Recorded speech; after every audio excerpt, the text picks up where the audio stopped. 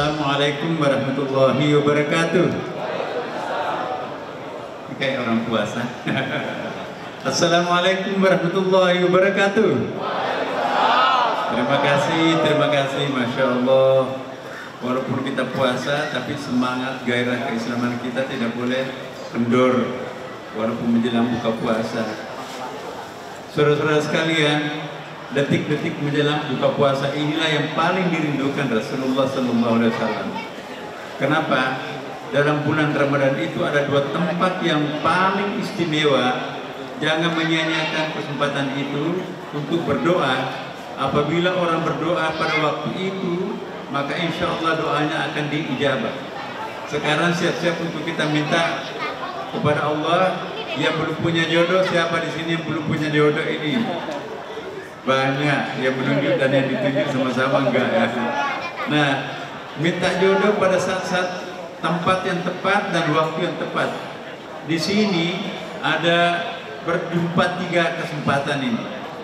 Pertama adalah di tempatnya rumah Allah di Masjid Istiqlal ini.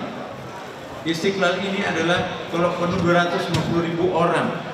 Semakin banyak orang memadati suatu rumah ibadah, semakin banyak malaikat turun di masjid itu. Semakin banyak masjid, semakin banyak malaikat yang turun di satu tempat, maka semakin mubarak, semakin berkah tempat ini. Jadi beda masalah kecil, ya, dan masjid. Maka itu Rasulullah SAW i'tikaf itu dilakukan di masjid, di mana masjid itu tempatnya orang sholat Jumat. Jadi jangan melakukan i'tikaf di mushola yang tidak ditempati sholat Jumat. Sunnahnya Rasulullah, i'tikaf itu di tempat yang ditempati orang sholat Jumat. Makin banyak orang berjamaah di satu tempat di masjid itu, semakin berkah masjid itu. Berarti masjid yang paling berkah di Asia Tenggara ini adalah Istiqlal. Yang kedua, ini bulan suci Ramadan. Ya, bulan suci Ramadan itu insya Allah membuka kebetangannya untuk menerima permohonan hambanya. Dan yang ketiga, sekarang ini kita berada pada detik-detik menjelang buka puasa ini. Dua tempat yang paling istimewa kita berdoa menjelang buka puasa dan pada saat kita sedang menjelang imsak, yaitu sahur. Jadi saudara-saudara sekalian, walaupun kenyang, jangan mengatakan ada nggak usah makan. Walaupun minum segelas air, seteguk air, yang penting kita ada simbol sahur. Doa sesudah makan sahur itu diijabah oleh Allah Subhanahu wa Ta'ala. Jadi dua kesempatan ini sangat penting untuk kita gunakan berdoa. Berdoa menjelang buka puasa dan berdoa menjelang imsak atau pada saat kita sedang sahur. Iya. Jadi saudara-saudara sekalian, jangan sampai nanti menyia-nyiakan waktu yang sangat penting ini. Mari duduk sejenak menunggu waktu azan, dan menjelang waktu azan itu kita banyak berdoa. Nanti akan dipimpin oleh panitia yang sudah ditugaskan untuk itu. Ibu-ibu dan saudara-saudara juga yang ada di samping, mohon maaf kami tidak sempat menyaksikan Anda di sana, tetapi insya Allah ini terekam dalam kamera kita kok. Semua yang terjadi di Istiqlal ini itu terekam oleh kamera. Kita ada 160 kamera di Istiqlal ini, itu biometrik. Jadi kalau ada yang hilang handphonenya atau ada yang sengaja mengambil handphone seseorang, komputer bisa mendeteksi, itu langsung KTP-nya muncul.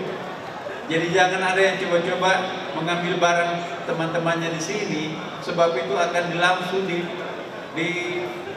ditangkap oleh CCTV Istiqlal ini penuh. Dan CCTV itu bisa menjangkau sampai Jalan Tamrin. Plat motornya bisa dideteksi. Menara kita itu menyimpan sekian banyak.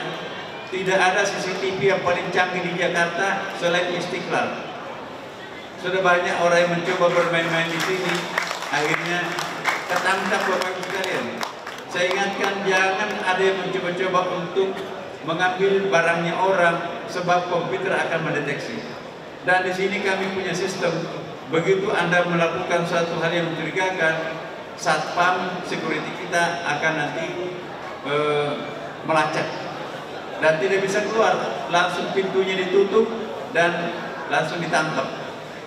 Maka itu jangan ada yang coba-coba untuk melakukan sesuatu yang tidak pantas di Istiqlal. Selain malaikat mencatat, CCTV kita juga mencatat.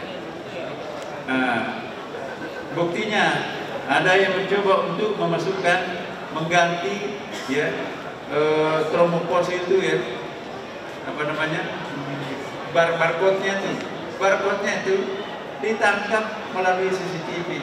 Orangnya seperti ini. Mas, mau apa di sini? Ini Pak, mau apa? Udah.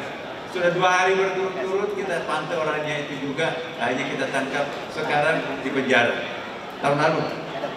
Nah, jadi jangan coba-coba bermain-main di Istiqlal. Insya Allah Istiqlal ini paling canggih. Ya. Kemudian yang kita datang di sini, saya mohon kepada semuanya, mari kita ikhlaskan membesarkan Istiqlal ini. Istiqlal ini baru saja mendapatkan penghargaan 3 award internasional. Masjid yang paling bersih di dunia ini, rumah ibadah yang paling bersih, yang paling rapi adalah Istiqlal. Dapat penghargaan bukan orang Indonesia yang berikan, tetapi itu World Bank dari Washington DC. Kata pemberinya waktu di Amerika kemarin, di negara lain seperti di Amerika Latin dan di Afrika, diarak keliling kota, ya, award itu. Tapi kita simpan di bawah 3 bulan sudah diberikan, udah terlambat kalau mau diarak gitu kan. Ternyata itu penghargaannya sangat luar biasa. Apa yang dihargai? Pertama adalah kebersihan, yang kedua efisiensi. 28% energi yang kita gunakan di sini, saudara-saudara sekalian, itu menggunakan energi matahari. Diperoleh dari mana? Itu wakaf produktif daripada jamaah sendiri. Kemudian dalam konsep kita tidak ada satu tetes pun air wudhu yang jatuh ke selokan, masuk ke dalam sebuah bak yang sangat besar di bawah tanah, dan itu direcycle dan itu bisa langsung diminum. Dan Dinas Kesehatan memeriksa bahwa air produk Istiqlal itu lebih bersih daripada air-air mineral yang dijual. Jadi kita punya 2 pabrik air di sini, satu bagian utara, satu bagian selatan, dan itu pemberian atau sumbangan dari BPPT. Kapasitasnya 5.000 liter per pabrik. Nah, kita punya 2 pabrik, berarti 10 liter per hari bisa diproduksi air minum bersih di Istiqlal ini. Dan itu tidak dijual, itu adalah gratis untuk jamaah Istiqlal. Nah, saudara sekalian, mari kita merawat masjid ini sebagai masjid kebanggaan kita. Sampah-sampah ini yang sudah tidak dimanfaatkan lagi, tolong dimasukkan ke kantong-kantongnya. Ini ada tenda-tendanya itu semuanya. Di bawah juga ada. Kemudian Bapak Ibu sekalian, kalau di antara kalian itu ada yang tidak mempunyai mukena atau tidak mempunyai sarung, melapor ke panitia, insya Allah itu akan dipinjamkan, bukan diberikan ya. Akan dipinjamkan oleh panitia. Jangan sampai ada yang tidak salat hanya karena pakaiannya tidak bersih atau mungkin tidak bawa mukena. Ya. Saya juga memohon kepada kalian semuanya, teman-teman saudara-saudara kami, ya, meskipun saya umumkan tadi seperti itu, tolong dirapikan tas-tasnya. Jangan sampai mengganggu orang untuk sujud terlalu besar, bahkan bawa koper masuk ke Istiqlal, orang tidak bisa sujud. Nah, kalau ada seperti itu, kita punya tempat penitipan. Kalau besar nggak bisa ditempatkan di depan kita, tolong dititipkan di tempat penitipan. Di situ ada kwitansinya, dijamin tidak akan hilang. Nah, saudara-saudara sekalian, sambil menunggu waktu detik-detik buka puasa sebentar lagi, saya persilakan kepada panitia untuk mempersiapkan segala sesuatunya supaya nanti bisa kita berbuka puasa dengan tenang. Hari ini kita berterima kasih kepada Pak Menteri Agama yang hari ini diwakili oleh Pak Wamen. Ini yang menjadi hostnya adalah Bapak Menteri Agama. Jadi terima kasihlah kita kepada beliau, dan insya Allah besok-besok akan ditunjuk setiap menteri di sini akan menjadi host yang akan bertindak sebagai pemberi buka puasa di samping teman-teman kita yang lain. Demikian dari saya, selamat menunggu waktu berbuka puasa. Wassalamualaikum warahmatullahi wabarakatuh. Waalaikumsalam warahmatullahi wabarakatuh.